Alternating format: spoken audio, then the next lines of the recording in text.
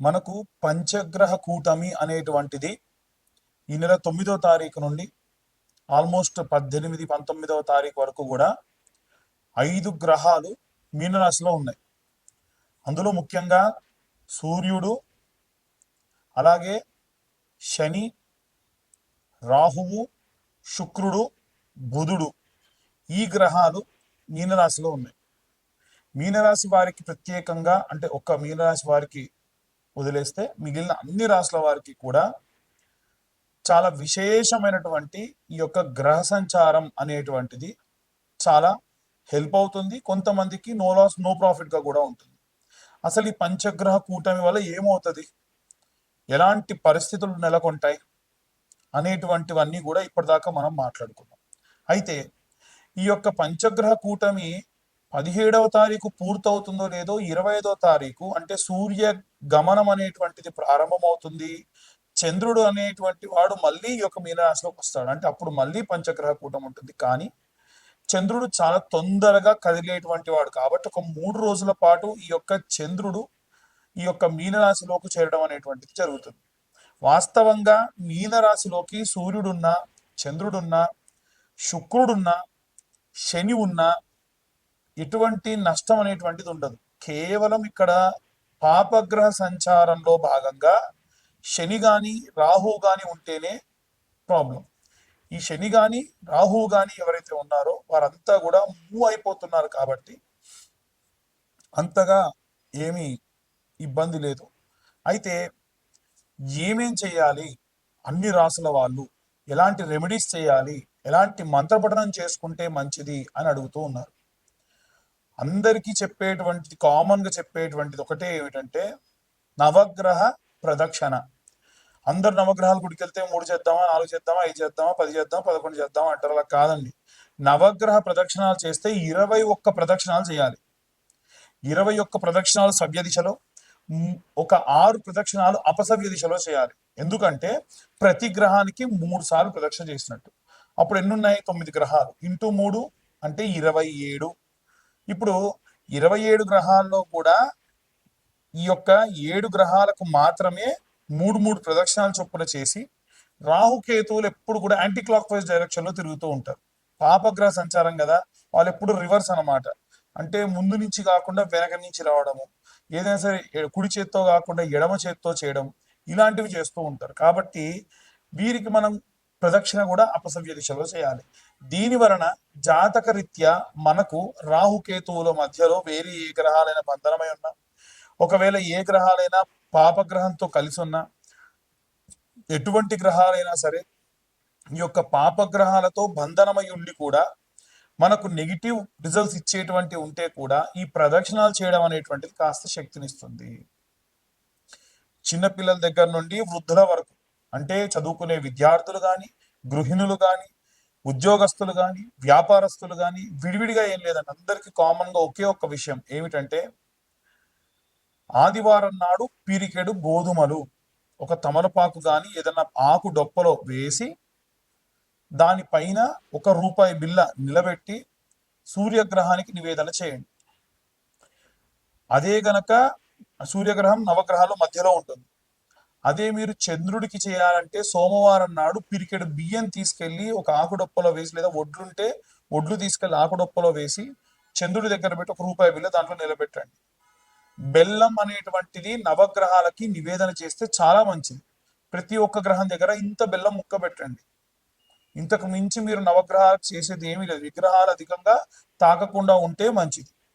అలాగే కుజగ్రహం దగ్గరికి వెళ్తే కందులు కానీ కందిపప్పు కానీ ఆకుడొప్పలో వేసి ₹1 బిల్ల పెట్టి ఒక బెల్లం ముక్క పెట్టి నివేదన చేయండి, చూపించండి, అంతే సరిపోతుంది.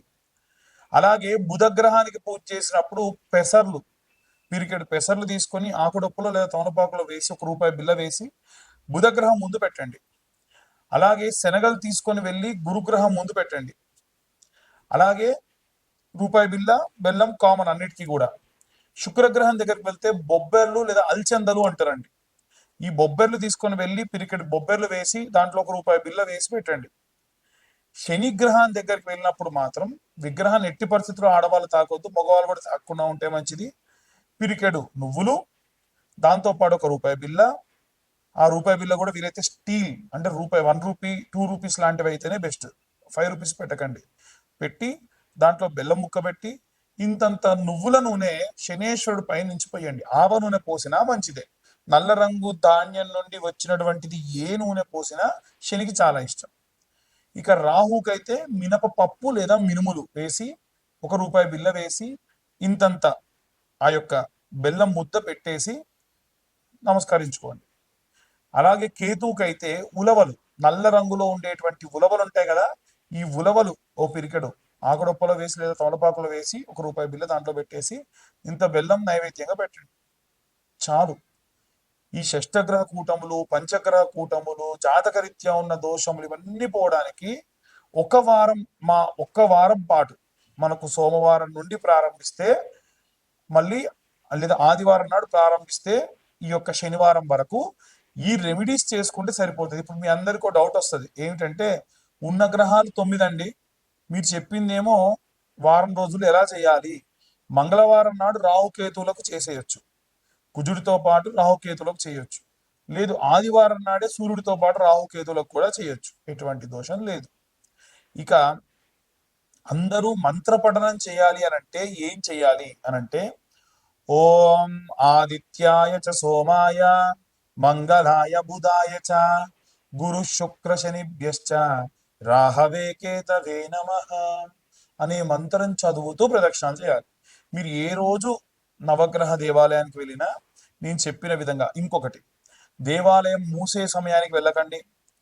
ఉదయాన్నే వీలైతే 7-8 గంటల వరకు దేవాలయానికి వెళ్ళే ప్రయత్నం చేయండి. లేదా గృహిణులు ఉంటారు పాపం, ఇంట్లో అందరికి వంటలు చేసి పంపించాలి కాబట్టి 9-9:30 ప్రాంతంలో వెళ్ళండి. దాని వలన కాస్త ప్రశాంతంగా ఉంటారు. ఇక చాలా మంది మీ యొక్క పేర్ల గురించి అడుగుతున్నప్పుడు మీ పేర్లు చెప్పి వాటికి సంబంధించి జాతకం చెప్పమంటున్నారు. పేరు బలం మీద జాతకము 100% ఎవరు చెప్పరు. అలా చెబుతానని చెబితే నమ్మొద్దు. నేను చెప్తానని చెప్పినా నమ్మకండి అనే చెప్పే గతంలో, ఇప్పుడు చెప్తున్నా. మళ్ళీ మళ్ళీ చాలా మంది ఫోన్స్ చేసి మీ యొక్క పేరు బలంతో జాతకం చెప్పమంటున్నారు. దయచేసి మీ date of birth, time, place ఉంటే మీ జాతకం గురించి కాస్త డబ్బు ఖర్చు పెట్టి పూర్తి జాతకం తెలుసుకోండి. ఒక 2025 రూపాయలు మొత్తం ఈ యొక్క జీవితకాలానికి సంబంధించిన జాతకం 60 పేజీల్లో మీకు అందిస్తున్నా ఈ 2025 సంవత్సరంలో. అంతకు మించి కూడా మీరు ఖర్చు పెట్టాల్సిన అవసరం లేదు. రెమెడీస్, దానికి తగ్గ రెమెడీస్ మీకు పంపించడము, చెప్పడం కూడా జరుగుతుంది. ఎట్టి పరిస్థితుల్లో వీటికి ఇంతకు మించి ఇంకేం కూడా చేసేటువంటి అవసరం లేదు. అందరూ కూడా జాగ్రత్తగా ఉండండి. మన వాతావరణము కూడా ఈసారి చాలా విపరీతంగా ఉంది.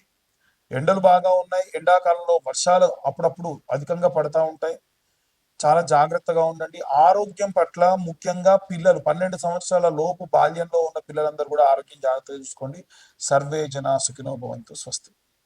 శ్రీమాత్రే నమః. శ్రీ గురుభ్యో నమః. తదుపరి సింహరాశి. ఈ యొక్క పంచగ్రహ కూటమి అనేటువంటిది ఏప్రిల్ నుండి ప్రారంభమై మే మధ్య వరకు, ఏప్రిల్ మధ్యలో అంటే 2వ వారంలో ప్రారంభమై మే 15వ తారీఖు వరకు ఉంది. సరే, ఒక్కొక్క గ్రహానికి ఒక్కొక్క రాశికి ఒక్కొక్క రకమైనటువంటి ఆస్పెక్ట్స్ మనకి గోచార రీత్యా కనిపిస్తూ ఉన్నాయి. ముఖ్యంగా సింహరాశి వారి విషయానికి వస్తే 8th హౌస్లో అంటే 8వ ఇంట ఈ యొక్క పంచగ్రహ కూటమి సంభవిస్తుంది. దాంట్లో కూడా ప్రత్యేకంగా ఏ గ్రహాలు ఉన్నాయి, దానికి సంబంధించి ఎలాంటి ప్రతిఫలాలు ఉంటాయి అనేటువంటి విషయాన్ని ఇప్పుడు మనం పరిశీలన చేద్దాం. ముఖ్యంగా సూర్యుడు, అలాగే చంద్రుడు అంటే చాలా ఫాస్ట్గా మూవ్ అయ్యేటువంటి గ్రహం కాబట్టి మనకి ఎవ్రీ 3 డేస్కి ఒకసారి దాంట్లోకి సంభవిస్తూ ఉంటాడు. ముఖ్యంగా 9వ తారీఖు నుండి 15 వరకు పంచగ్రహ కూటం అనేటువంటిది ఉంది. అలాగే శుక్రుడు, రాహువు, ఈ యొక్క శని అనేటువంటి వాడు అతని యొక్క గమనాన్ని ప్రారంభించి ముందుకు వెళ్ళిపోయాడు కాబట్టి మిగిలిన ఈ 5 గ్రహాలని కూడా మనం పరిగణలోకి తీసుకోవచ్చు. శుక్రుడు, రాహువు, చంద్రుడు, బుధుడు, అలాగే ఈ యొక్క కుజుడు. అయితే ఈ గ్రహ సంచారాన్ని బట్టి మనకు ఒక విషయం, ఒక ప్రణాళిక, మనకు ఒక విషయం ఏంటంటే 8th హౌస్ చూపించే దేనికి అంటే పరివర్తన, విపరీతంగా చేంజెస్ అనేటువంటివి జరుగుతూ ఉంటాయి. అది చదువుకునే విద్యార్థుల దగ్గర నుంచి ప్రారంభిస్తే వృద్ధాప్యంలో ఉన్న వారి వరకు కూడా తన యొక్క ఉనికిని బయటి వారికి చెప్పాలి అనేటువంటి పరివర్తన విద్యార్థుల్లో రావచ్చు. ఇంట్లో ఉన్నటువంటి గృహిణులు వారు ఏదైనా సరే సాధించగలరని చూయించుకునే విధంగా ముందుకు వెళ్ళొచ్చు. ఇవి లిమిటెడ్ సోర్సెస్ ఉన్నటువంటి వాళ్ళకు సంబంధించి ఇవి కాకుండా ఒక ఉద్యోగస్తులు కానీ వ్యాపారస్తులు కానీ అయితే భాగస్వామ్య సంబంధితమైనటువంటి వ్యాపారాలు కానీ భాగస్వామ్యానికి సంబంధించినంత వరకు ఏమైనా పనులు కానీ లైంగిక సంబంధాలు కూడా పెట్టుకునే అవకాశం ఉంది. కాబట్టి ఈ యొక్క గ్రహ సంచారాల్ని ఆ గ్రహాలు మీ యొక్క జాతకంలో పంచమ, సప్తమ, నవమ, కోణ, కేంద్ర స్థానాల వీక్షణాన్ని బట్టి చాలా రకాలైనటువంటి ఆస్పెక్ట్స్ లో మనం దీన్ని పరిశీలన చేసుకోవాలి. పూర్తిగా మనం తెలుసుకోవాలంటే మీ date of birth, time, place ఉంటే మనం డీటెయిల్ గా తెలుసుకోవచ్చు. గోచర రీత్యా మటుకు చూసుకున్నట్టయితే ఈ పరిణామాలన్నీ కూడా అధికంగా జరిగే అవకాశం ఉంది.